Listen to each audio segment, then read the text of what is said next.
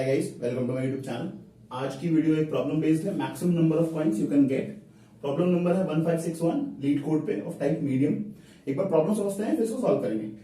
Problem है हमारे पास 3n piles of coins हैं, जिसमें से 3 दोस्तों को पिक करने हैं और हम हर बारी 3 पाइल्स ऑफ कॉइन का एक सेट चूज करेंगे और उसमें से पहले एलिस पिक करेगा, दूसरा आप पिक करोगे और तीसरा बॉब। 3 फ्रेंड्स, आप, एलिस और बॉब हो। एलिस को फर्स्ट चांस मिलता है पिक करने का, आपको सेकंड और बॉब को लास्ट।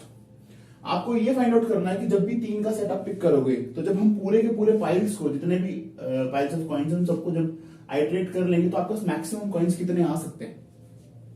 अच्छा, एक चीज मान के चलते हैं कि एलिस, आप और बॉब तीनों ग्रीडी हो, यानी जब भी हम 3 पाइल्स ऑफ कॉइन चूज करेंगे, हम किसी भी पोजीशन चूज कर सकते हैं, तो एलिस जब भी पिक करेगा वो हमेशा मैक्सिमम चूज करने वाला है, क्योंकि उसको भी अपना कॉइन्स मैक्सिमम करने हैं।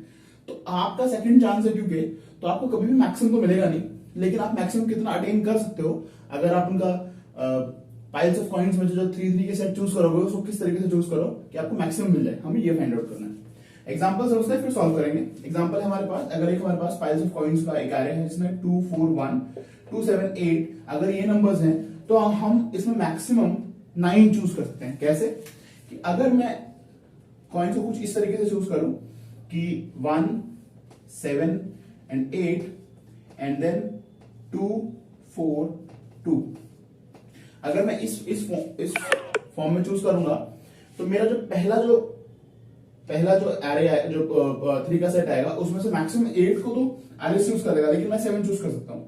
दूसरे में एलिस 4 चूज कर देगा और मैं 2 चूज कर सकता हूं, यानी 7 और 2 9, तो मेरा आउटपुट 9 आ गया। मैक्सिमम कॉइंस मेरे 9 आ सकते हैं।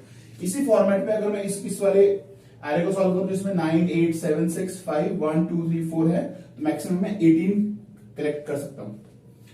अच्छा, इसमें जो सेट बनेंगे वो कुछ इस तरीके से बनेंगे, 9 8 1 देन 7 6 2 देन 5 5 4 3।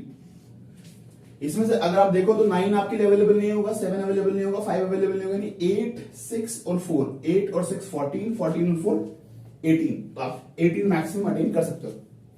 अच्छा, अगर इतना क्लियर है तो एक बार हमें इतना तो पता चल ही गया कि हम जितना भी चूज करेंगे उसमें एक मैक्सिमम और एक मिनिमम है।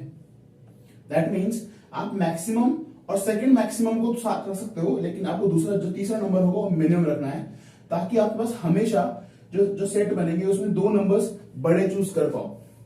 अगर इतना क्लियर है तो सीधा सीधा हम ये कह सकते हैं कि अगर मुझे मैक्सिमम और सेकंड मैक्सिमम चाहिए, that means I need to sort the array first. तो मैं जो भी मेरे पास पाइल्स ऑफ कॉइंस आएगा उसको पहले सॉर्ट कर दूंगा। So the first step we need to do is sorting of piles of coins. अच्छा, जब हम इसको सॉर्ट करूंगा तो मैं पाइल्स को फिर से, अगर मैं इसको दोबारा ओवरराइट कर रहा हूं तो I will sort it out, and जब मैं इसको सॉर्ट करूंगा तो प्रेफर करना है कि आप इसको डिक्रीजिंग ऑर्डर में सॉर्ट करो, यानी पहले बड़ा एंड देन छोटा, डिक्रीजिंग ऑर्डर में सॉर्ट करो। अब जब हमारे पास सॉर्ट करने के बाद जो नया एरे आएगा उसमें सबसे पहला सबसे मैक्सिमम होगा, फिर सेकंड मैक्सिमम, फिर third maximum, then fourth maximum, like this. Understand one thing, अगर 3n है, हमारे पास 3n ऑफ फाइल्स है, तो n तो बॉब उठाने वाला है, यानी हमारे जो लास्ट के n नंबर्स हैं जो सबसे स्मॉल है बॉब के हिस्से में वही आएंगे, और जो फर्स्ट के 2n नंबर्स बचते हैं उसमें से सेकंड पोजीशन हमेशा हम उठाने वाले हैं।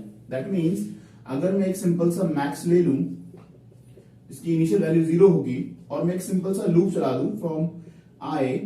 अब अगर मैं 0th पोजीशन की बात करूं, सॉर्ट करने के बाद 0th पोजीशन सबसे बड़ी होगी, उसको हम पिक नहीं कर पाएंगे, एलिस पिक करेगा। तो हम फर्स्ट पोजीशन से स्टार्ट करेंगे, यानी i is equal to 1, i less than equal to. अब हमें ये लूप कितने तक चलाना है मैक्सिमम, हमें चूज चलाना है ये हमें चलाना है मैक्सिमम 2 इंटू n। n यहां पे n की वैल्यू होगी, n मैं एक बार आपको लिख देता हूं, n will be equal to length of piles divide by 3, तो 2 into n, and I will always increment twice, means 2 numbers extra always, यानी first, then third, then fifth, then seventh, this way. And in this loop, I'll do nothing, just simply I'll do max will be equal to max plus and the ith position of piles. And that's it. Simply return the max. Simply return the max value. That's it. So the only thing which we need to keep in mind is sorting of the piles, because piles contains the coins and the second position from the maximum part will try to grab. So after sorting the piles in decreasing order, we are simply iterating over the array up to a point where we need to traverse. That's it. Because the last n numbers are the smallest one and they are going to be picked by Bob. That's why we are running this loop only till 2 into n, and n is nothing but the 1/3 of the length of piles. So that's all for this solution. Guys, please mention your doubts in the comments. Please like and subscribe. Thank you.